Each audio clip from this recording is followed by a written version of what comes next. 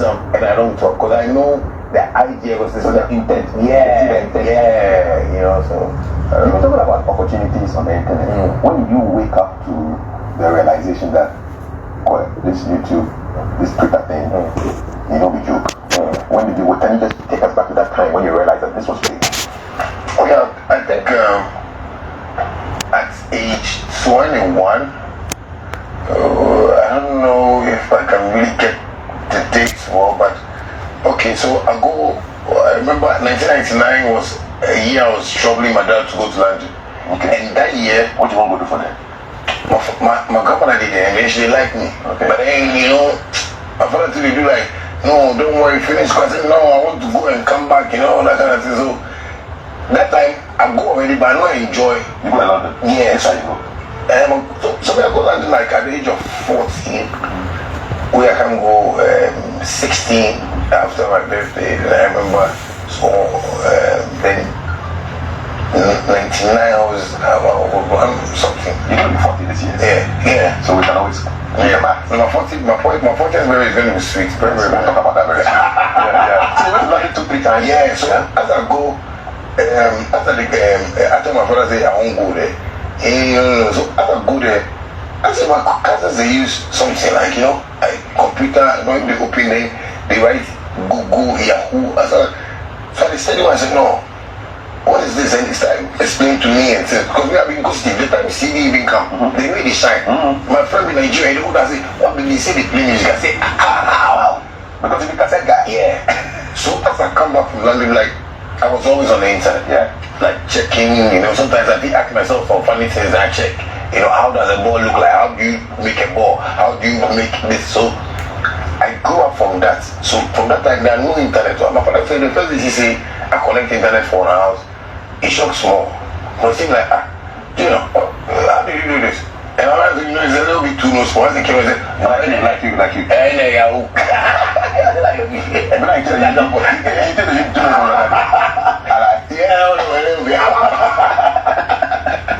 so that's where I started from. So I started educating myself on the internet like long way back. So that's, you know, I just get close to where I feel say I needed the internet more. That was when I was on the streets and I was like, no, then I leave home and everything. I was like, no, let me concentrate on this whole thing. So I started registering my accounts, you know, from High Five, you know, to MySpace, yeah, you know, I was all about you like that, man. Yeah, and I got like fans too from that side, you know, like London girls or American girls, they like dancehall music that time. So anytime I put something, sometimes they didn't send me money. So you were posting money, your music on those platforms? Yeah. Some of those tracks still there. No, the MySpace is gone now, but on the old High Five and things. Yeah, so I researched for an account that, or let me say a website that you could load your songs. So I got this media fire. So that's where I started loading my songs. What was the first song you loaded, man? Can you remember? I don't know, I beg. First song, they go hard. First song, they go hard. I had songs, like songs from school, you know, songs I recorded with some engineers. I remember the Vybez studio somewhere in Old Junction, Maron studio somewhere around Latvia Kochi, you know, market, that side.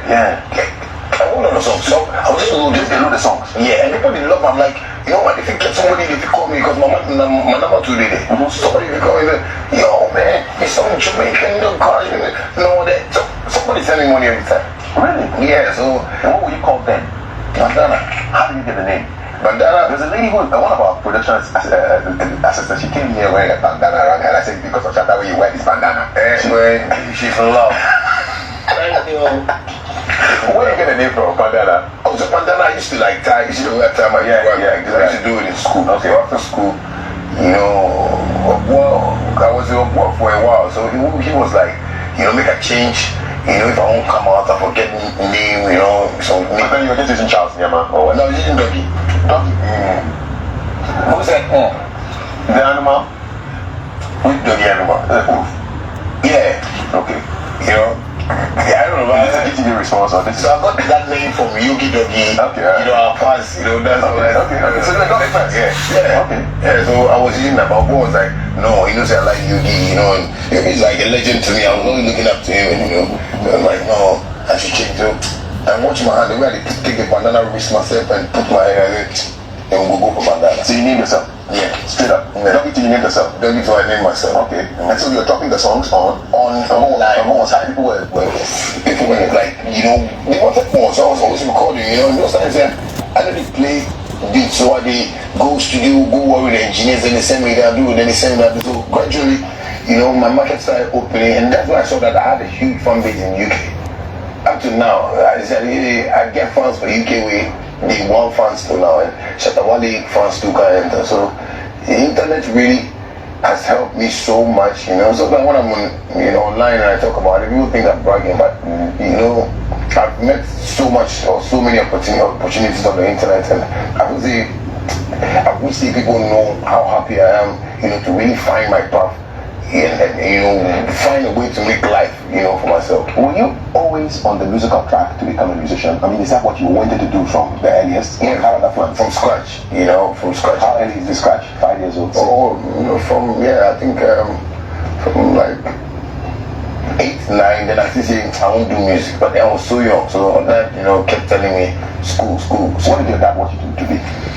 Okay, my dad wanted me to be a lawyer and a pilot, because he couldn't be a pilot, you know, he wanted to be a pilot, but he couldn't work. So he told me, so I said, oh cool, then he started to watch like pilot movies, you know, yeah. Did you like science? Yeah, I love science, you know, even though it was very difficult for me, yeah, but I remember saying science I do up my side. After I didn't, you know, get opportunity to go to the senior high, you know, the administration was like, no, I should do science, but in my mind, you know, wasn't science, yeah, you know, so I think my dad really, he wanted to be a pilot and a lawyer. Yeah. Why the law side though? Because my father, it seemed like I'd be outspoken. And like, I'd be too confident. Like, me and my sister would have problems about the way I'm feeling narrator for my father. My father everywhere, yeah, you know, so I was like, yeah, but later, you know, I felt the calling, like, you know, the music was eating me up. Okay, I used to, so my dad didn't make me go out from like a certain age to a certain age, and anytime I want to write songs or I want to write something, I hear things in my head, so I started writing in my room, you know, on the wall. Yeah, on the wall of my room, like, you know, I had a big room, you know, my own. It was a story building, so I had like a second floor to myself. Like house. Yeah, so I did everywhere, like, so I started writing things even into the future. You know, like, I remember like writing things like, you buy your own houses, you know, own your own business, like declarations. Yeah, like I was it was so the thing that eats me up our way, you know, just a little broken home made me leave home, and you know, just mommy and daddy split. Yeah, you know, that was how I came. How did that make you feel when they split up? I didn't like it though, because you know, I remember the last meeting my dad had with us was he wanted us to leave Ghana and go and stay in Miami.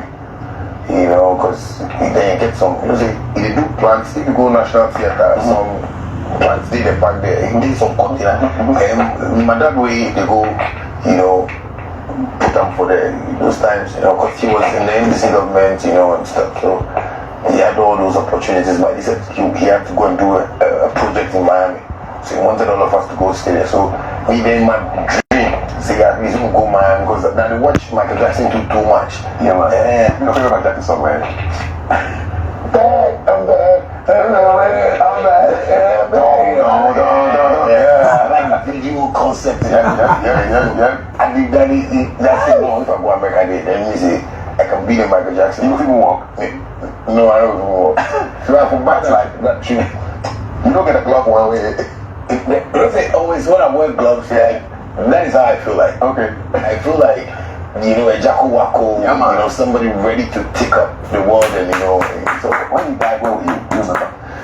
When he died, I was in Ghana. Yeah, I felt very bad, you know. Share the video, okay? Michael Jackson was like, keep on sharing the video, share the live video, make everybody watch. Yeah, sometimes if you watch the way they sing and people before and stuff like that. Listen to wisdom, knowledge, and understanding from the African dancehall king Shattawale. For arm, they do arm stands, you know, make people feel like. But I felt, you know, that guy was a spirit. Like the way in the dancehall world, I'll see Vybez Kartel. You know, I see Vybez Kartel like Michael Jackson. You know, sometimes we have this kind of people in the world that you know, go understand them until you die. Yeah, videos and the song. Like I don't know, me, I get the eye to see. When I see somebody be special, like I see him. So I see Michael Jackson in a special way for my music life. Yeah. And he changed music, man. Music video and the whole world. Even the way it's like, if I check the music more, because those times that they did fight with me for music. So if I check the music more, I check the money, they might say, seriously. Yeah. But I found out that being yourself also makes you move far in life too. Because Michael, even though people they talk, they make it bleach, he was himself. One time I watched an interview where he said they taking Kitty, like his childhood life away from him. So from age 5, get friends, and that is me. My father don't make me the go party, those things. He was so disciplined that we were at home constantly. So I think when I watch him, I see I did this side of him. I identify with my Jackson big time, like very well. Sometimes I call myself half class and people will be laughing.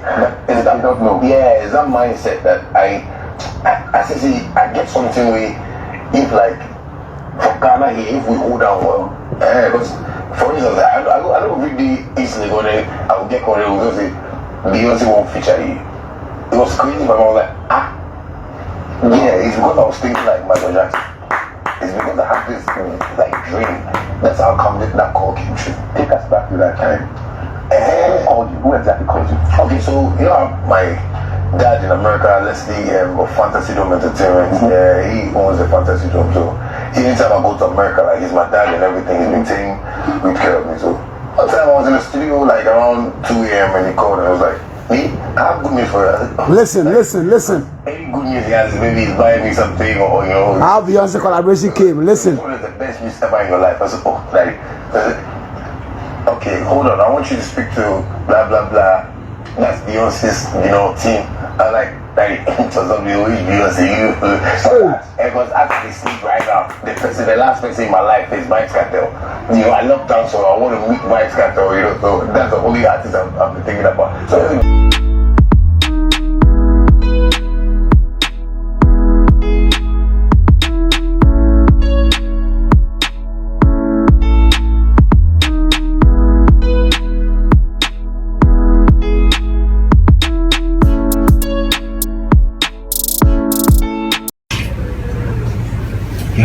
What up, my people? I go by the name T-Rhyme, aka the stylish rapper, aka Conshon, aka Fire, aka what I say, BBB. You watching Davcadotv. Keep it locked. Don't go nowhere. Alright. Oh, hello, people. My name is Kali Boss. The only boss. Oh, wait, what else? Have you heard? Wait, do you know that Tap Send is live in Texas? Oh, you didn't know? We went to New York. Now we are live in Texas. So people in Texas and around, all you have to do is to download Tap Send. Yes, Tap Send has become the most unique, secure, and fast way of sending money across the world to your loved ones anywhere. Okay, so download Tap Send on Google Play Store or App Store, and when you're in Texas or around, you just have to put in the code TXGH. What did I say? TXGH, and you get $10 for your first transaction you make. But yeah, Mahama Media, Texas, you drew very soon we'll conquer everywhere. Download Tap Send now on Google Play and App Store. Tap Send, it's secure, convenient, easy, and fast.